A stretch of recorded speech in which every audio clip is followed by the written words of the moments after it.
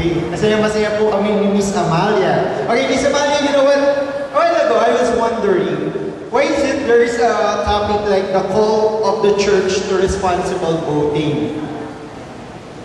Ay naku sir, napakasimple lang yan. The reasons why the Kainta Catholic College come up with this idea, because of the moral obligation.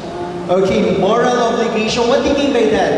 Moral obligation? Naman, sinabi ko na, gusto mo ipaliwalag ko pa. Hindi, kasi para well-informed sila. Para ino-on-the-spot mo ako. Okay. Moral obligation. Father Chris, halika nga, pakitulungan mo nga ako. Moral obligation, that's our sense of responsibility as educator. Sa church, sa simbahan. Hiwalay man yan, pero malaki pa rin ang moral obligation ng simbahan. Do you agree on that? Oh, I see. Oo naman. Oh, kasi alam mo, most of the time, we hear people complaining, bakit ba lagi nakikialam ang simbahan sa mga decision making ng... Mali yung gamit ng salita, hindi pakikialam ng tawag dyan. Really? Oh, moral obligation, parang hindi masyadong pangit. Pero nakikialam din. Alright. Hindi, ano yan, ang tawag dyan? Pakikialam, moral obligation, pakikialam. Okay. Well, now I realize that moral obligation is according to our conscience. Exactly. Alright. Kaya nga, ako marami pong salamat. Huwag na natin patagalin. Kasi Okay. this is the most awaited part. Baka kasi matulog na yung iba. Ay, tingin ko nga kanina marami nang natulog. Wala na nga yung microphone ko kanina eh. Alright. Okay, at this time, before we proceed to the highlight of our program, Yes. we want you to watch a short video clip on responsible voting. Yes, please watch. Veronica S. Ilagan. Yes, good afternoon, ma'am.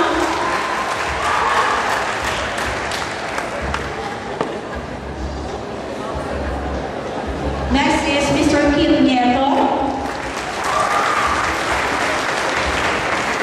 Fourth, we have Mr. Arturo Sica.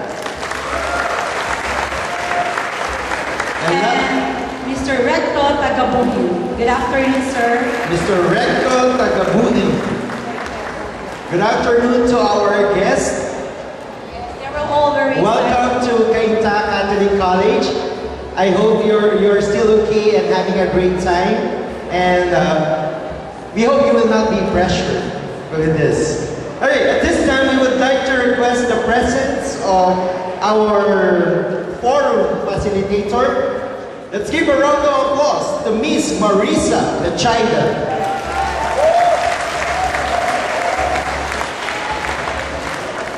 Good afternoon to everyone. Okay pa ba kayo? Okay.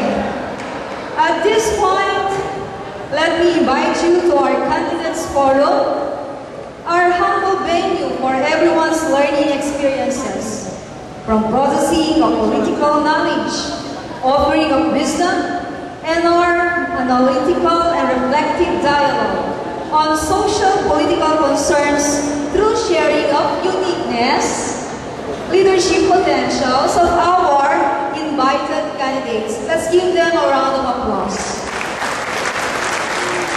As candidates facilitator, let me read to you the following guidelines. First, there will be art of questioning and clearing house from the audience and answering of questions by the invited mayoral. Fifth, educational and learning environment should be observable during the forum. Sixth, Filipino and English languages are acceptable in expressing thoughts and ideas. Then, seventh, there will be 4 levels of questions to be answered. First level is 1 question for introduction focused on intentions and platforms of the candidates with assigned program moderators. That's the first part, okay? Then the second level, prepare 2 related questions for each candidate. Then third level, there will be 2 or 3 important questions to be answered voluntarily by the candidates. And the fourth level is a final question focused on socio-political concerns to be answered by the candidates. Candidates should answer the question upon hearing it. For clarifications, only the moderators are the authority to do so. The audience can only clap their hands after the last word of the answered question by the candidates. So questions were gathered from public opinions articulated by Cainta Catholic College for the purpose of clarity and responsible understanding on the issues related to political discipline and development principles that can be a good venue for the culture of responsible voting. So please bear with us in mass mature gesture and serious discussions. So concerns to be answered by Mrs. Peron Ilagan focus on family dynasty and women involvement in politics. Mr. Kit Nieto focus loyalty in friendship and financial disposition in politics. Third, Mr. Alcoy Sica, changing of religion and marriage status in politics. And lastly, Mr. Rector Tagabuhi will focus on self-identity in politics. So, pwede na tayong magsimula. So, maybe call on our program moderators for the first level of question. Okay, good afternoon. Yes, mayoral candidates. Okay, your first question. So, for this round, according to surname, so alphabetically po tayo. Okay. Mr. Felix will answer Starting first. out, first is Sir Felix, next is Mrs. Ilagan, followed by Mr. Nieto, then Sika, and Mr. Tagabuhi. Okay, the first question, okay, for level 1, this is just a warm-up. Okay, please introduce yourselves, focus on your intentions and platforms of the okay, once again, just introduce yourself and then focus on your intentions, why you would like to run as mayor of Cainta. Okay? Start with Mr. Felix. Unang-una po sa lahat, isang pinagpalang hapon po ang aking pagbati at pagpupugay sa lahat po naririto sa Buluwagan ng Cainta Catholic Auditorium. Ang inyong lingkod po, kung inyo pong tatanungin, ay pangalawang anak po ng dating punong bayan ng bayan ng Cainta. Ako po si Wilfredo Cruz Felix, nakasalukuyang pong nanunungkulan bilang punong barangay po ng Barangay San Juan. Pangalawang termino ko na po ng panunungkulan bilang punong barangay sa aming barangay. Kaya po siguro sa parte ito ay kaya po tayo nagustuhan ng ating mamamayan sa Barangay San Juan. Ay malaki po ang ating naiumbag na kagandahan, kaayusan at katahimikan po sa aming barangay. At ganoon po man po, kaya po ako nakahangad ang kandidato bilang punong bayan sa bayan ng Cainta ay upang po maging malawak ang aking pagsiservisyo at makatulong po sa aking kapwa sa abot po ng aking kakayahan. Thank you po, sir. Thank you so much, Mr. Wilfredo. Next answer is Mrs. Veronica S. Ilagan. Magandang hapon po sa inyong lahat na narito ngayon, mga estudyante, mga guro, at syempre po sa ating mga kasamahan na katuloy pong mayor. Unang-una po, ako po si Mrs. Peron Ilagan, ang wife po ng ating punong bayan, Mon Ilagan. Narito po ako ngayon para ilahad po sa inyo ang aking mga programa. programa para sa ating bayan sa lalong ikagaganda ng ating bayan. At alam ko po na ako po ay inyong tutulungan. Tutulungan in the sense na tayo po ay matagal nang nagtutulungan dahil po sa mga proyektong ating binababa dahil tayo po ang nagbababa ng proyekto. So, nandito po ako ngayon para sumali dito sa ating forum para nang sa ganun maibigay po namin ang aming mga tamang programa. Magandang hapon po sa inyo lahat. Maraming salamat po, Nina Ilaga. Third to answer is Mr. Keith Nieto. Good afternoon, everyone. I'm Attorney Kit Nieto. I'm a graduate of the Ateneo, batch 93. I am a lawyer by choice and a husband by faith. I am actually here to bring my message across because I believe that there is already a golden opportunity for us to move up and to move on. There's just a lot of things that we just have to do, being people of Kaita, in terms of modernizing and uplifting the standards of living in this country, in this town. I have already been exposed to a lot of government activities when I was still with the administration of Mayor Monilagan, and I just believe that I was able to capture each and every opportunity to make it a worthy activity to exemplify my ideals of having good governance in Taiwan. I don't really espouse this as a matter of employment. I have been gainfully employed for the last 18 years, but I think I have to give back to the people what God has blessed me with. I just believe that with this kind of opportunity that's given to me, I believe that there's a good chance for me to bring Kaita back to its feet. Maraming salamat. Thank you, Mr. Keith Nieto. Next to answer is Mr. Arturo Sica. Isang mapagpalayang hapon po sa ating lahat. Ako po, si Atoy Sikat, anak po ng 15 taong barangay captain ng Barangay San Andres at dating Konsehal Bert Sikat at Nelina Sikat. Ipinanganak po sa bayan ng Kaita, nag-aral sa Kaita Elementary School, nag-high school sa Kaita Catholic School, at nag-college po sa Park Eastern University. Ako po ay 15 taon na sa public service. Dati po niyo pong konsehal, tumakbo bilang independent councilor. Sumunod po, 2 beses po ako nagpukal sa buong lalawigan ng Rizal. At ngayon po ay 2 beses na pangalawang punong bayan. Narito po ako sa inyong harapan. Narito upang ipakilala ang aking sarili. Hingin ang inyong napakalagang pagtitiwala. Lumalapit po ako sa inyo sa programa ng Team Sikat at naniniwala po ako na ang aking eksperyensya ay sapat upang kaya aking pagsilbihan. Ang katatagan at sinseridad ng aking panindigan at ang aking puso ay inaalay ko para sa inyong lahat. Mabuhay po kayo, maraming salamat. Maraming salamat po, Ginoong Arturo Sica. Last to answer is Mr. Recto Tagabuhi. Magandang hapon po sa inyong lahat. Po ay si Recto Tagabuhin. Isa pong civil engineer, graduate po ng Mapua. Ako po ay produkto ng magandang programa ng pamahalaan dahil po yung elementary po ako sa public school po ako, bilang sped class. Noong high school po ako, sa public school din po ako. At nagkaroon po ako ng pagkakataon mag-aral sa college dahil din ako sa programa ng pamahalaan. Bali, inad ko lahat, umabot po ng 15 years. Naging maganda po sa akin ang kapalaran.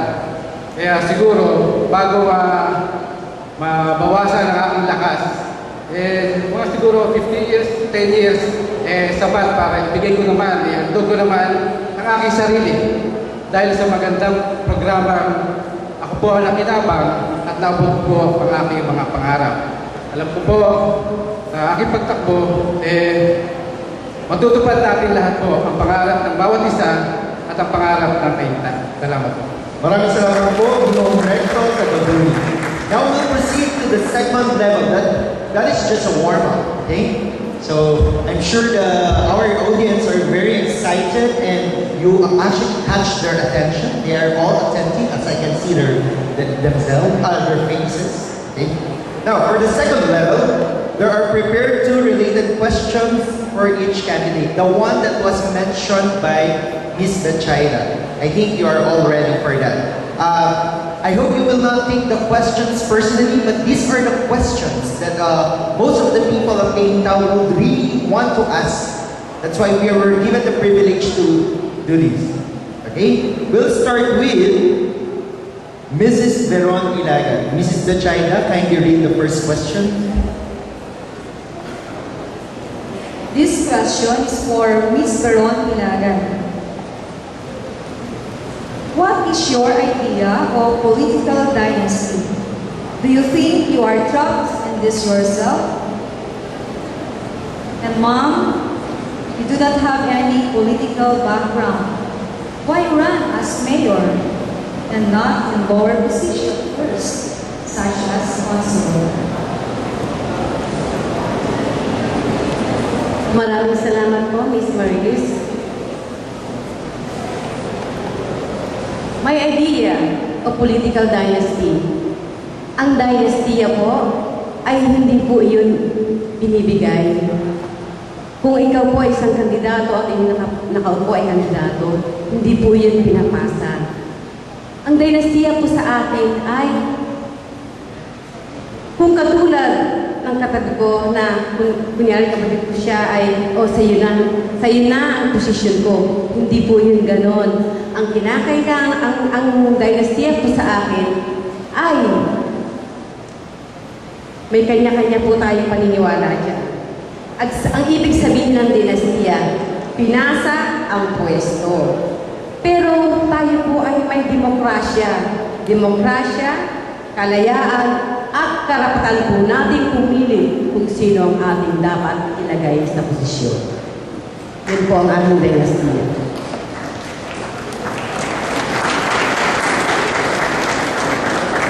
Sa karanasan naman po, siguro naman po, alam niyo po, since 2004 na nagtrabaho, na nahalala ang ating punong bayan, ang aking mahal na asawa as mayor.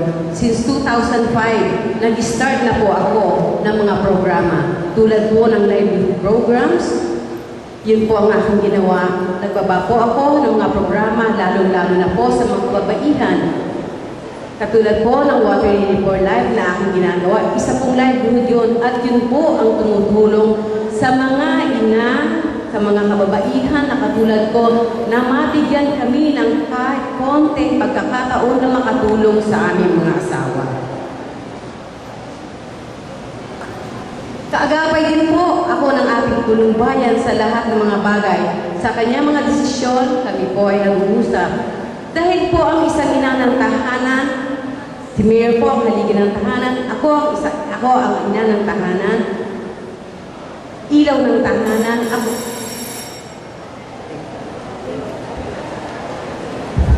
Thank you, Ms. Ilagan. For the next question, Ms. Ilagan.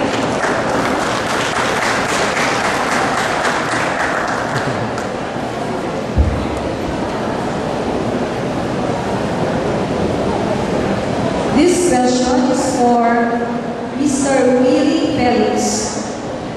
Cainta has been run by your family, your grandfather, your father, and your brother, and now you. What will be the difference? Sir, why are you running again? Are you sure winning this time? Marami pong salamat sa katanungan. Totoo po yun. Ang bayan po ng Cainta ay pinamunuan ng aking ama for 33 years. Ganon din po ang aking grandfather for 33 years. Ganon din po sumunod ang aking ama for 16 years. At ganon ang aking brothers, Mayor Nick Felix, for 6 years. Kaya po,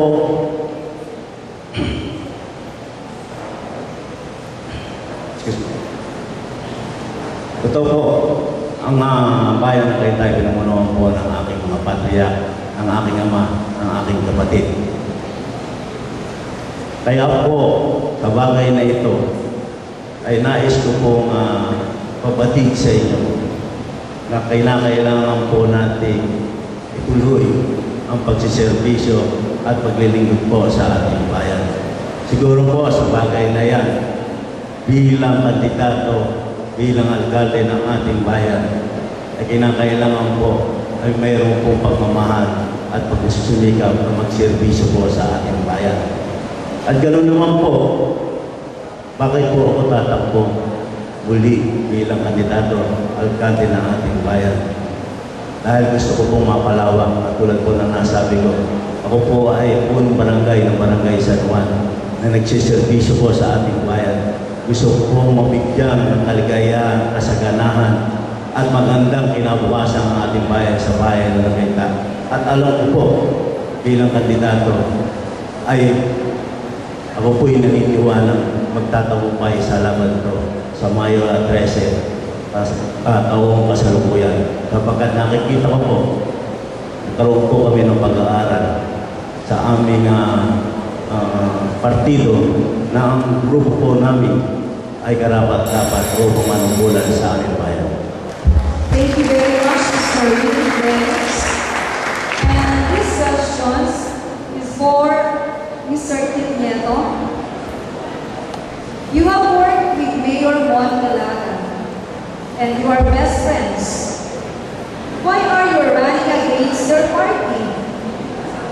So another question. It is a fact that many candidates will spend millions to spend for the candidacy. Sir, what is your source of funding? And how will you get this back if you win? Thank you very much. Thank you.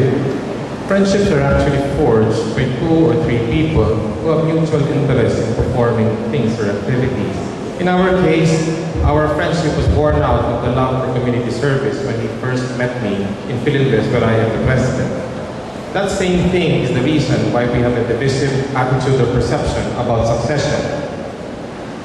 Mayor Manilaga has been a good friend, and I still consider him as one, except that maybe we have to consider that in friendship, you cannot just have blind loyalty to perform acts that is wanted by your friend. To sum it up, and maybe paraphrasing Manuel Quezon Hill, my loyalty to my friend ends, but my loyalty to Cainta begins. Do I have to answer the exact question? As regards the spending of millions, it is a bit presumptuous for us to know, to quantify how much I've been spending for this time that I've been trying to introduce myself. If you're asking me who the sources are, I would say that these are the people who have shared my advocacies about good governance. These are the same people that I've faithfully served in our village, who have espoused this theory. If I'm able to get a chance to lead Cainta, it can actually become a better town with the kind of leadership that I have exhibited through the years.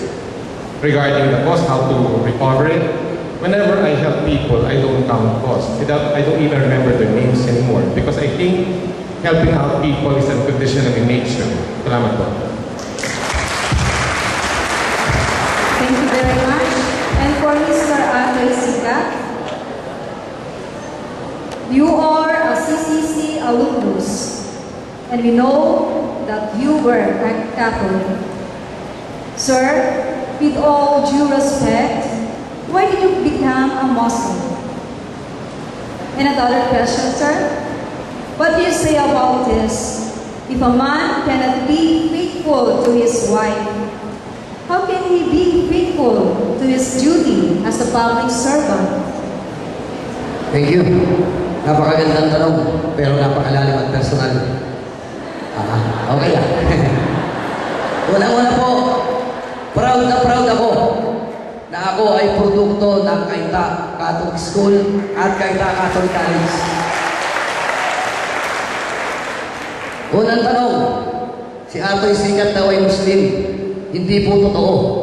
Si Atoy Sikat po ay Katoliko, Romano hanggang ngayon at sa mga susunod na panahon. Malinaw po yan. Ako po ay pinanganak na Roman Catholic ng aking mga magulang at ako po ay Katoliko pa magpahanggang sa ngayon. Hindi po masamang mag-aral ng iba't ibang relihiyon. Pero ang katotohanan, makikita po sa lahat ng panuntunan. Libre po lahat. Libre po lahat. Kung ako'y nagsisulakan sa inyo harap, bukas po ang lahat ng tanggapan at ahensya ng gobyerno magpapatunay na hindi po nagpa-convert si Atoy Sikat ng Muslim. Si Atoy Sikat po ay Roman Catholic. Yung po sinasabi nila, tama po yun. Kung hindi kayo faithful sa inyong asawa, paano kayo magiging faithful bilang public servant? Si Atoy Sikat po, iisa lang ang asawa, si Maria Teresa Fernandez Sikat. Wala na po iba. Yung nga lang, medyo siyempre friendly si Atoy. Ha? Friendly. Eh, kasalanan ko bang maging friendly sila sa akin? Ang bihira yan, no? Too much personal, sabi nga ni Erap. Thank you.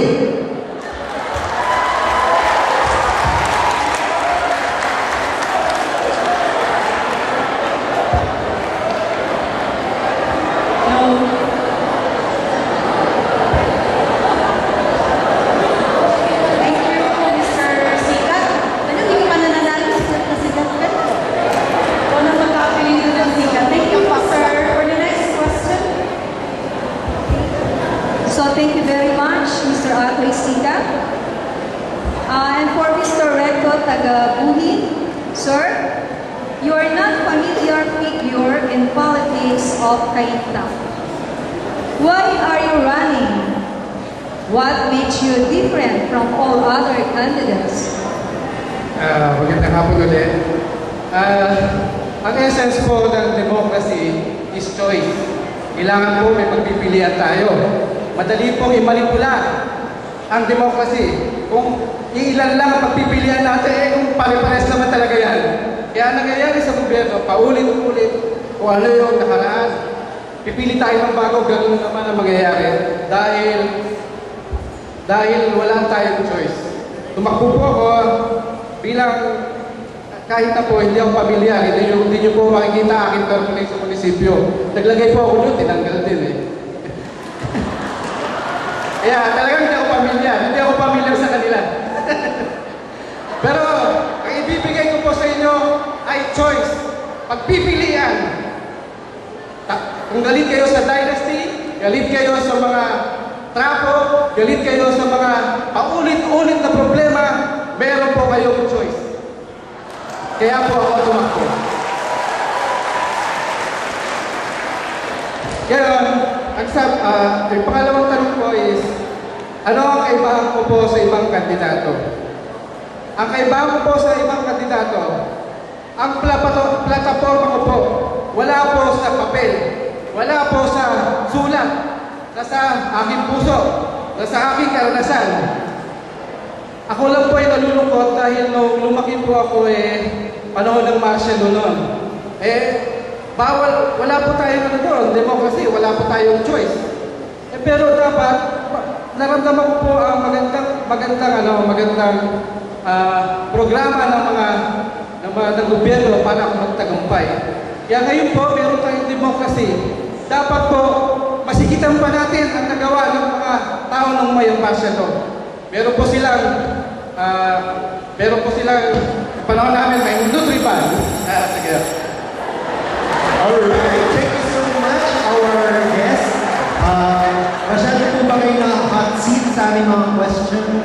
Okay, please don't take it personally, but those are questions that people really would like to know. Okay, partner, may sasabihin ka ba?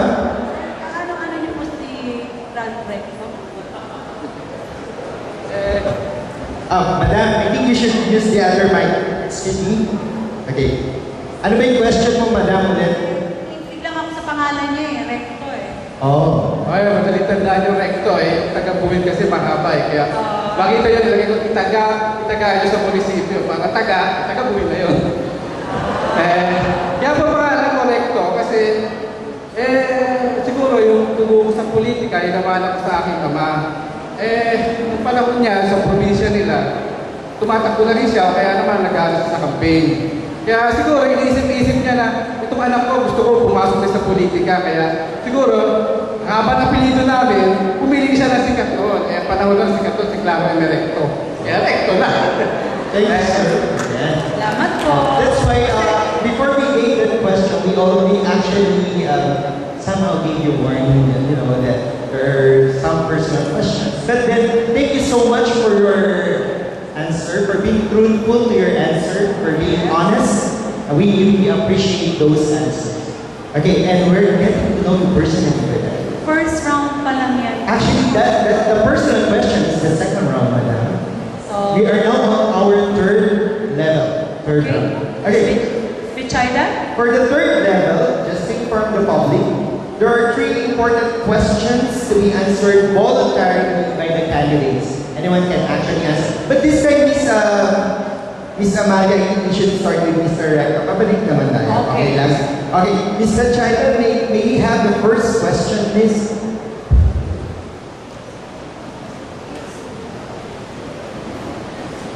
Since na very participative ang ating audience, no? So we collected almost 1, 2, 3, 4, 5, 6 questions. Okay sa lahat, no?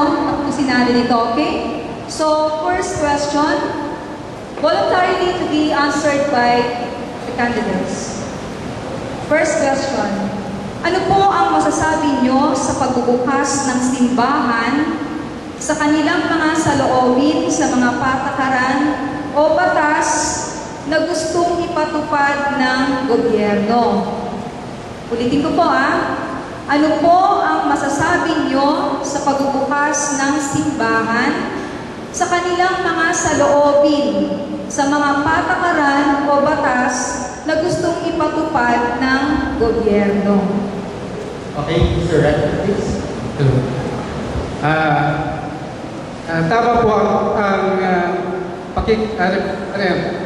tama po ang ginagawa po ng ating simbahan sa pag-check po ng mga batas na pinapatupad ng gobyerno dahil po kailangan din talaga natin sa politika ng morality.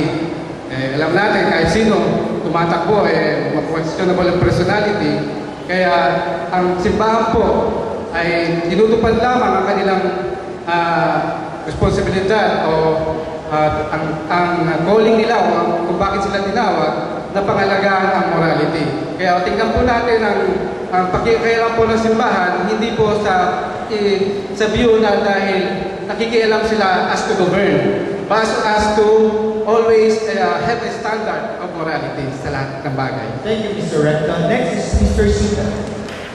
Ako po ay sumasang-ayon at nagpupugay sa ating mga taong simbahan sa kanilang pakikilahok. Bali po kasi yung termino ay pakikialam. Hindi po sila nakikialam. Dapat po talagang makilahok ang taong simbahan at ang lahat ng parishioners sa lahat ng nangyayari sa ating lipunan. Sapagkat ang pinakamalawak na simbahan ay ang sambayanan. Tungkulin po natin lahat na makilahok at gampanan ang tamang itinuro sa atin ng Bible. Ang sabi nga po sa Biblia, pag merong isa, dalawa o tatlong nagkakasama-sama, ang presensya ng banal na Espiritu ng ating mahal na Panginoon ay laging nasa gitna. Kaya po naniniwala ko, dapat tayo makilahok.